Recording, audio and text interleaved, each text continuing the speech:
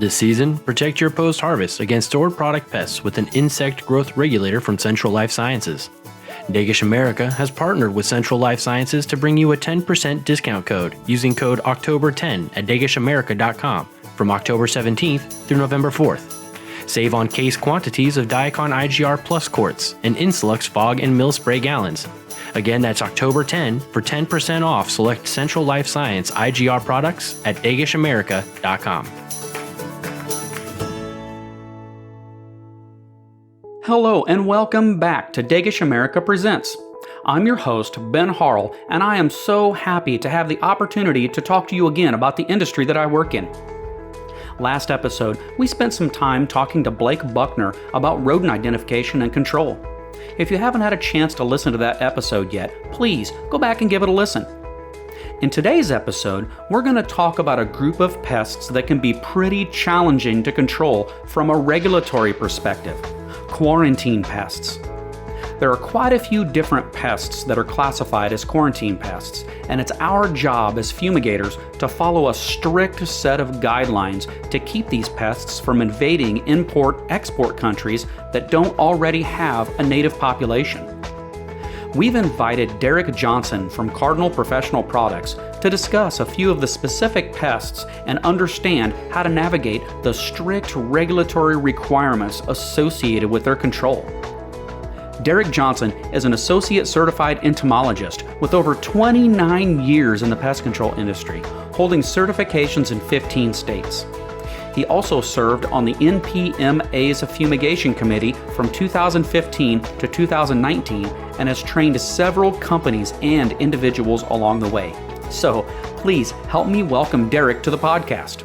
Derek, thanks so much for agreeing to meet with me today. I really appreciate it. Absolutely. It's my pleasure, sir. All right. I kind of gave everybody a little bit of a brief introduction to you, but I wanted to give you an opportunity to just kind of tell all of our listeners a little bit about yourself. All right. Well, I guess personally, I'm a husband, a father of 3, grandfather of 1.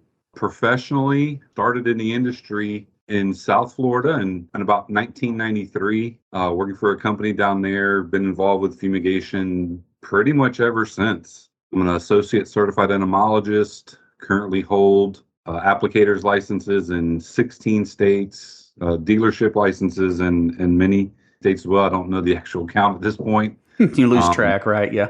Yeah, you certainly lose track. Yeah, so like most of us that are in the industry for, I guess, the majority of my life at this point, once this industry gets a hold of you, man, it doesn't want to let go. Yeah. Certainly in a different capacity the last 2 years for me. Most of my career has been spent in operations in the field, fumigating, managing, being a regional director. So having held all of the different positions along the way. That's awesome. That's awesome. So I'm definitely talking to the right guy when it comes to the topic of discussion for today. Well, we'll see. I hope so. I'm confident of it. Yeah. I've known you for quite a while, Derek. I definitely know that you are a professional in the industry, very knowledgeable. And so, again, I really thank you for taking the opportunity to talk to us and the listeners today. Absolutely. So let's just dive right in here. I know that this is a confusing and complicated type of fumigation that actually takes place. And I think a lot of people have a lot of questions about how to manage quarantine pests. You know, a lot of times when this gets brought up, because we're talking about U.S. regulatory requirements, we're talking about regulatory requirements for a lot of other destination countries as well. It can get very confusing. And I know the paperwork across the board for all fumigations is pretty intense, but in particular with quarantine fumigations, it can be very intense. There's a lot of paperwork that has to be done. And once you learn how to do all of that, it's not really difficult to do, but getting to that point is pretty difficult. So I want to start out by kind of just having you maybe define what we mean when we say quarantine pest. So yeah, I think I'll try and give as close to the Wikipedia or the definition as you could find online. But so a quarantine pest is basically it's a plant pest of any economic importance that is either not present in a particular area or it's not well established or widely distributed and being officially controlled. So again, any pest that poses an economic threat to a state, a country that, again, has the potential to affect crops, product, commodity, that particular state, again, or country can consider these particular pests as quarantine. Right. So, I mean, basically, what it boils down to is there are a lot of pests in the world, and different countries have different pest species. And part of our goal as fumigators or stewards of the food processing industry is to keep pests from inhabiting areas where they're not normally at. So, we may have some pests in China, for example, or in India, or in the United States. And then when we're shipping all of these goods across the world, our pests, we don't want them to invade China and India and England and Australia and all these other countries, and then vice versa. We don't want their domestic pests to invade our countries. That's pretty much what it boils down to, right? Correct. Absolutely correct. Right. Okay, cool. Yeah. But it gets complicated because all of these different countries have different regulatory requirements for treatment of quarantine pests. And so the paperwork, making sure that you're dotting your I's and crossing your T's and making sure that you're following all these regulatory requirements can get pretty complicated. Am I right by saying that? Yeah. So here in the United States, we utilize the APHIS treatment manual, right, that's put out by the United States Department of Agriculture, Right. who ultimately has, I guess, the jurisdiction that handles a lot of the regulatory and state country requirements for us here in the U.S. But they work in conjunction, right, with our trading partners throughout the world, and help develop kind of a treatment schedule, if you will. You'll have to reference, depending on the commodity type you're fumigating, the destination country, where it's going to, where it's coming from. There'll be specific treatment specifications for a wide variety of different commodity and insect types. Right. And the APHIS treatment manual, I mean, that's like the Bible for quarantine treatments. I mean, that thing is huge. It's like 900 or 1,000 pages in total, right? Yeah, it certainly is. The good thing is it's kind of broken down into segments. So when you start to break into looking at that entire treatment manual, there's loads of information. But once you start to dive into it, the actual treatment portion of it, where you find all your different schedules, that's a little bit easier to maintain and manage. I guess part of the APHIS treatment manual, right, is working in conjunction with the USDA here in the United States and making sure that the individual or the company that's requesting opportunities to fumigate for quarantine pests, right? There's a lot of requirements that they're going to have to prove to the USDA. I think it's called a compliance agreement, right, with the USDA, where you have to provide documentation, all of your equipment needs, make sure that you have everything necessary to perform these specific, high-profile fumigations. And the APHIS treatment manual, it includes more than just fumigation treatments, correct? I mean, it talks about heat treatments and all kinds of other stuff, right? Absolutely. Again, depending on the destination country or here in the United States, there'll be a wide range of acceptable treatment applications, like you mentioned, whether it's heat, whether it's cold, and all the different types of fumigants that can be used, SF, phosphine, methyl bromide. They do allow for some variation in treatment, but even those heat treatments, they're pretty specific, right? They tell you at what temperature and for how long that you need to maintain those treatments. Right. And I mean, the good news with this, in my opinion at least, is the treatment schedule being so robust and comprehensive, so to speak, it really takes a lot of the guesswork out of it. I mean, it basically tells you step by step exactly what you need to do to both control the potential for quarantine pests and then also satisfy the regulatory requirements for the destination country. Sure. Again, I think it needs to be, again, when you talk about a quarantine pest, and I'm sure we're going to get into talking about some specifics, but some of these pests, have the potential to completely devastate an industry, right? Not speaking about anything in specific, but I know we a lot of times worry about the pests that we get here in the United States and damaging a lot of our crops. But if you take like the BMSB, the brown marmorated stink bug, that's established here in the United States, if the Australian, New Zealand government allowed those insects to get in there, it could decimate their crops and basically put a damper on that country's agricultural output for a season or multiple seasons. Same thing here. If we get a pest from, like you said, China or India or wherever we're receiving goods that's not used to being here, it can decimate crops and impact this country, states, farmers, economically to where it may be difficult to recover. And you're absolutely right. We're trying to decrease the potential for crop failures or insects to get into or out of all of these different destination countries. We've seen this huge increase in global trade over the last, 30 to 50 years, especially in the last 20 years. And a lot of foodstuffs are going into and out of a lot of different countries now, and more than ever. And so it's become a much larger concern over the last, especially the last 20 years, with all of these crops going into and out of, the United States and then some of these other countries. Another thing that I think is interesting too is, we all work off of labels, applicators manuals, SDSs, all this stuff in order to stay safe. And we all, all these different countries have different label requirements that you have to follow.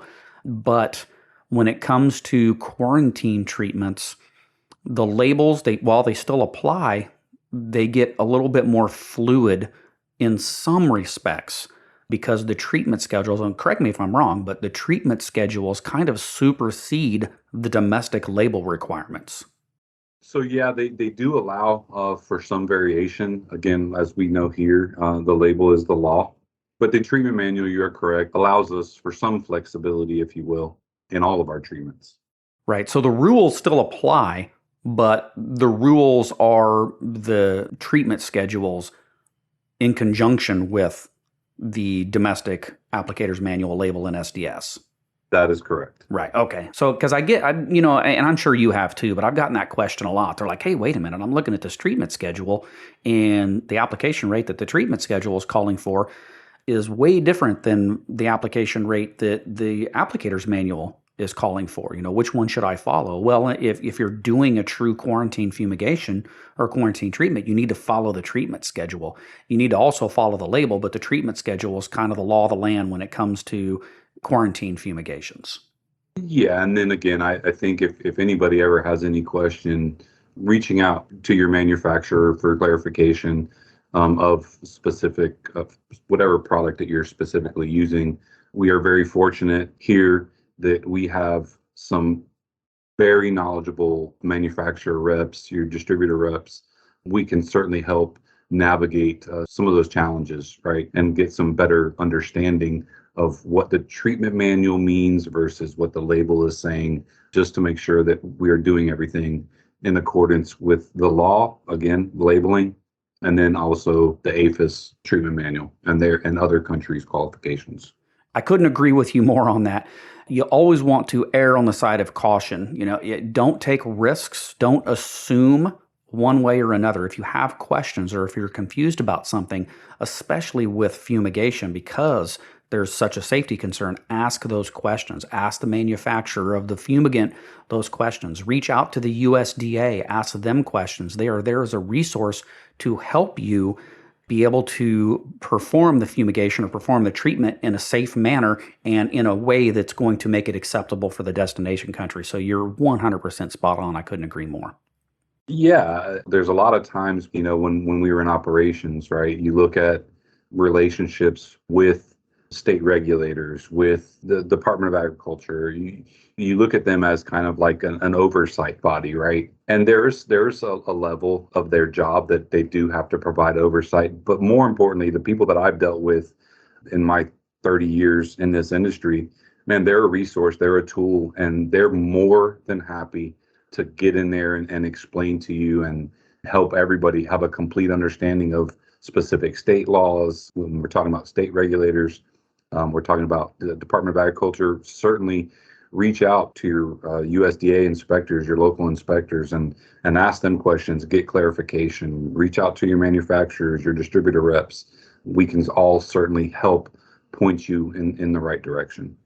So now let's dive in and let's talk about a couple of the different quarantine pest species. Now, I know that there are a ton of quarantine pests that we have to concern ourselves with, but there are a few that are more of a concern, or at least more in the public eye than others. So let's kind of talk about the ones that we hear about the most right now.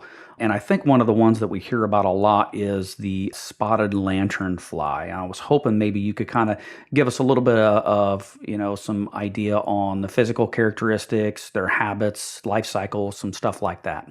Sure. So yeah, again, spotted lanternfly originated in China.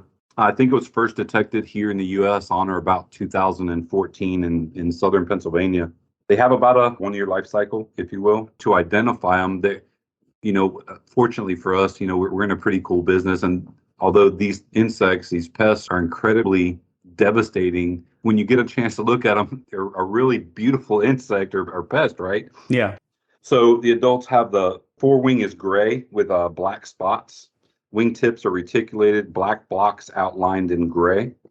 And the hind wings have a contrasting patch of red and black with a white band. Again, like I said, life cycle is about a year. The adults lay 1 inch long egg masses in the fall on hard surfaces such as trees, decks, your house, outdoor equipment, vehicles, firewood. And I think when we start talking about where they lay their eggs, right, this is one of the things that I wanted to mention earlier was a lot of people don't realize that a lot of these pests, they're not necessarily coming in on the commodity itself when they're imported, right? They're coming in on packaging material, pallets, cardboard boxes, things like that. So again, it's not uncommon to see this spotted lanternfly laying its eggs on material that you wouldn't otherwise think that they would. The adults emerge in July. They're about an inch long or so, half an inch wide at rest. The adults can fly. They have wings. Obviously, they can fly, but they also can jump. So the eggs are protected. As we said, they lay them on hard surface. They're protected with a mud-like covering, and they hatch in the spring. They go through 4 nymphal stages and appear red and white during the last stage. The adults emerge in July and are about 1 inch long, half an inch wide at rest, with those eye-catching red identifying wings that we talked about. The adults remain active until winter and can fly, whereas the nymphs only are able to hop. However, the adults' wings often remain closed since they tend to jump more than they fly. Right. So they go through a gradual metamorphosis rather than a complete metamorphosis, right? Correct. Okay. And what food source are they primarily interested in? So again, they have a wide host range, primarily feed on the tree of heaven, but they're opportunistic, right? They're going to feed on all different types, hops, maple, walnut, fruit trees. They're not going to discriminate. They'll feed on trees and foliage, even in your backyard, right? They're not just a threat to large crops. Well, they're certainly a threat to large crops. It's not impossible for them to decimate even, the homeowner's tree crop, if you will, in their backyard. Right. So they are definitely equal opportunity consumers then. Right. Absolutely. Yeah. Absolutely. Where are we seeing these in the United States, or are we already seeing them in the United States? Yeah, first identified in that Pennsylvania area, and I think currently they're active in about 13 counties. It may be more now in the Pennsylvania area, but they've stretched out to Virginia, West Virginia, and areas surrounding that Pennsylvania area. Okay. So now let's change gears a little bit and let's talk about another insect that we hear a lot about when we're talking about quarantine pests, the emerald ash borer. What can you tell us about this insect? The emerald ash borer, another pest, right, that we believe to have originated from China, came here in the United States on or about 2001, 2002, believed to have come through the shipping on wood crates, if you will. Very small beetle, about the size of a cooked grain of rice, between 3/8 and a half an inch long and about a 16th of an inch wide. Because they're so small, they can often go undetected, but they can be seen in ash bark and leaves during warmer months. The adult beetles emerge from infested ash trees by creating a D-shaped exit hole that is about an 1/8 inch wide or so. Most beetles will disperse less than a half a mile from their original location unless transported by humans in firewood and other unprocessed wood products. The larvae themselves are cream colored. They're slightly flattened, a pair of brown pincher-like appendages on the last segment. Their size varies, and they feed and grow under the ash tree bark. When you peel the bark back, they kind of eat, they wind back and forth as they eat and kind of create like a Z or an S-shaped pattern or gallery under that bark. They feed under that bark for a year or two, and can survive in green wood, such as firewood, if the bark is still attached. All right, so the next insect on the list that we hear a lot about is the brown marmorated stink bug. So I was hoping maybe you could kind of give us a little bit of information on that insect and what it looks like and what we need to be thinking about when we're looking for it. It's pretty well established here in the US, and as a result, this is why it's deemed a quarantine pest in areas like New Zealand and Australia. Again, we mentioned the damage they can do to the crops. It's another one of those pests that originated somewhere in Asia, right? China, Japan, Korea, and other Asian regions. In September of 1998, it was found in Pennsylvania. Again, I don't know what is it about Pennsylvania that's attracting all these pests. Yeah, so what happens with the brown marmorated stink bug is here, because we go through seasons, right? So like a lot of occasional invaders, as we like to call them, they overwinter, right? So they find outside storage material. So when we send over all different types of commodities to these regions, and a lot of our products get stored outside. Again, wood pallets, lawn furniture, even automobiles, right, that we send overseas to different countries. These pests will overwinter in these nooks and crannies, if you will, inside this material. So it has to be treated before it leaves. Pretty distinctive. If you've never had an opportunity to experience the brown marmorated stink bug, there's a reason why it's called a stink bug. Yeah. If it's crushed or scared, if you step on one, it's a real pungent odor. I don't really know if I can explain what it smells like. It certainly has a distinct smell, at least to me it does. And again, it's just one of those pests that wasn't originally established here in the US, but as a result of time and our climate, has certainly established itself here. The adults, approximately 17 millimeters long, and are shades of brown on both the upper and lower body surfaces. They are shield shaped, like other stink bugs, almost as wide as they are long. To distinguish them from other stink bugs, look for lighter bands on the antenna and darker bands on the membrane overlapping the part of the rear, the front part of the wings. They are 5 nymphal instars, immature stages, if you will. They range in size from the first instar at about 2.5 millimeters to the 5th instar is about 12 millimeters in length. The eyes are deep red. The abdomen is a yellowish red in the first instar and progress to off-white with reddish spots in the 5th instar. So I only have a couple more questions, but I wanted to bring up one more quarantine pest that I think is important for us to talk about, and that's the Caffra beetle. So what can you tell us about the Caffra beetle? That is the big one. Yeah. I think it's actually in the top 100 of worst invasive species worldwide. And for that, it's one of the most feared stored product pests that we would have to deal with. Discovered here in the US, in California, again in about 1953. And that led to a massive control and eradication efforts, which extended all the way until 1966 and cost the government over $15 million to get these things under control. These adults, they're kind of an oblong oval beetle, approximately 1.6 to 3 millimeters long and about 0.9 to 1.7 millimeters wide. Males are brown to black with a reddish brown markings on their elytra. Females are slightly larger than the males and lighter in color. The head is small and deflexed with short 11 segmented antennae. The antennae have a club on 3 of the 5 segments, and it kind of fits into a groove on the side of their pronotum. And again, the adults are covered with hairs. Again, they have the potential to do a lot of damage with our crops here in any of our grain products, right? Right.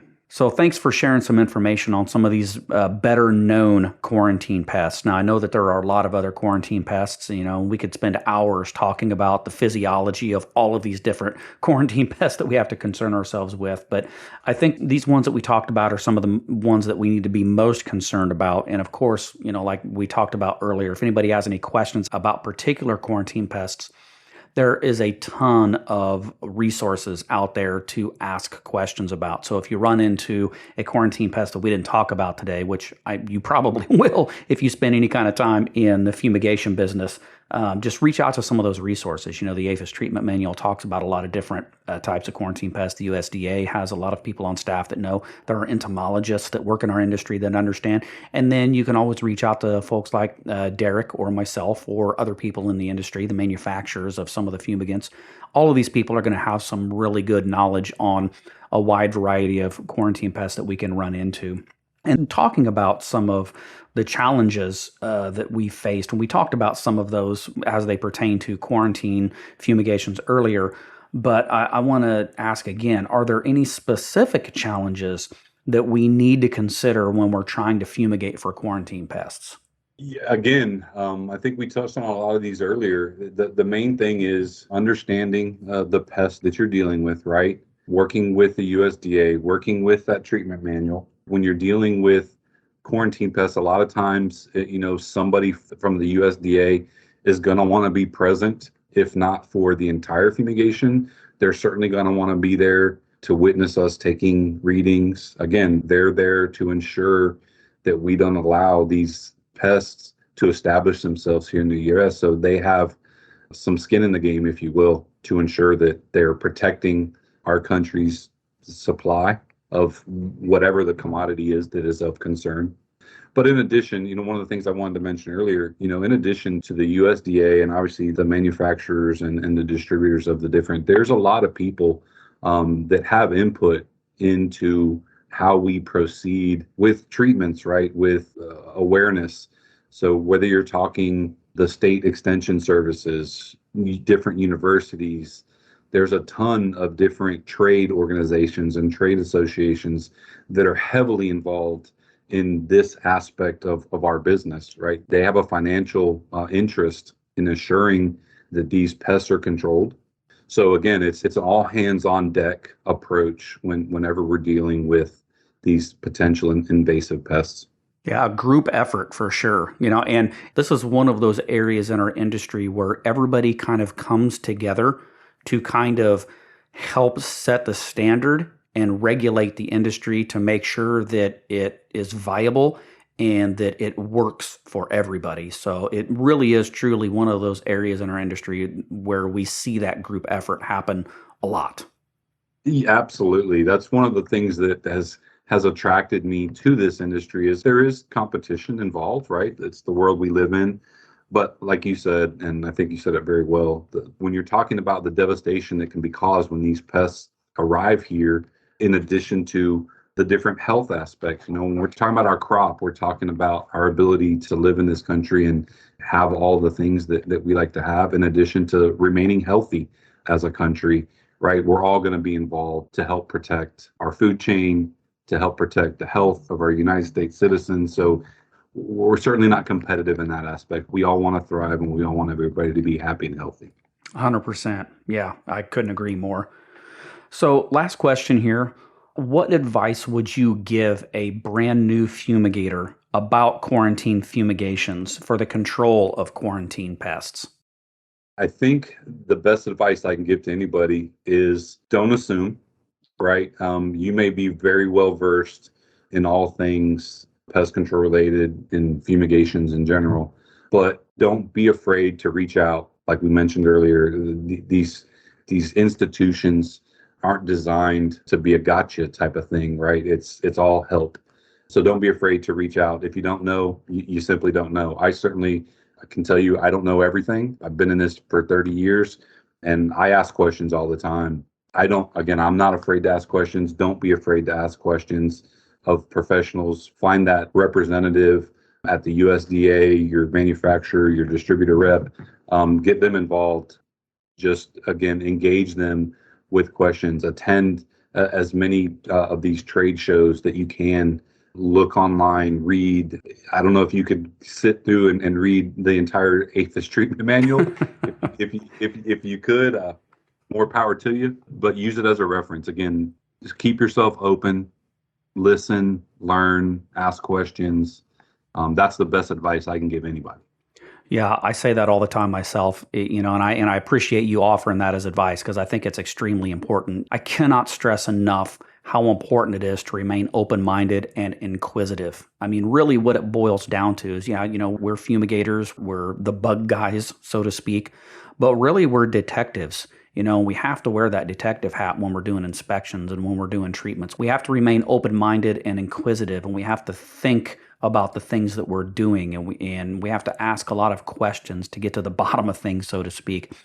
And the minute that you stop learning in this industry is the minute that you probably should get out of the industry, because it's, I ask questions every single day. I've been in the industry, not 30 years, but I've been in the industry 20 years, and I ask questions every single day. It's so important to remain open-minded and inquisitive in order to be successful in this industry. So I really appreciate you saying that. Absolutely. So that's all the questions I had for you, Derek. I really appreciate you taking some time out of your busy day. We're recording this in the spring, mind you, which is one of the busiest seasons for the United States when it comes to fumigation. So thank you, Derek, for taking some time out of that schedule and answering some of these important questions when it comes to quarantine pests. Man, again, it's my pleasure. I've always drawn on you, in the past. If I have a question, I'm not afraid to reach out to anybody. Ben, you've been a help to me and my teams throughout the years. So again, anything I can do to help you out, to help out anybody in the industry, I'm here. Well, the feeling is definitely mutual, Derek. I appreciate all of the time and attention you've given me as well, because I think I've probably called you as many times as you've called me with questions. So thank you. Absolutely, man. Well, I certainly appreciate the time. All right, thanks. I want to thank Derek for speaking with us today about this challenging topic. I know that as long as you follow the very specific regulatory requirements for the control of these quarantine pests, you'll be able to complete a safe and successful fumigation. So far, we've talked a lot about the specific pests associated with stored products. In the remaining episodes, we'll be discussing some of the tools and techniques we use to both identify and control these pests. Our next episode will include some very valuable information about crop protection and growth regulators. These are terrific tools to help control pest populations. And remember, if you have a question you'd like for us to answer, please feel free to email us at podcast@dagishamerica.com. Or you can also find us on our website at dagishamerica.com or on all of the main social media outlets. So, until next time, I'm Ben Harrell, and as always, I hope you have a safe and terrific day.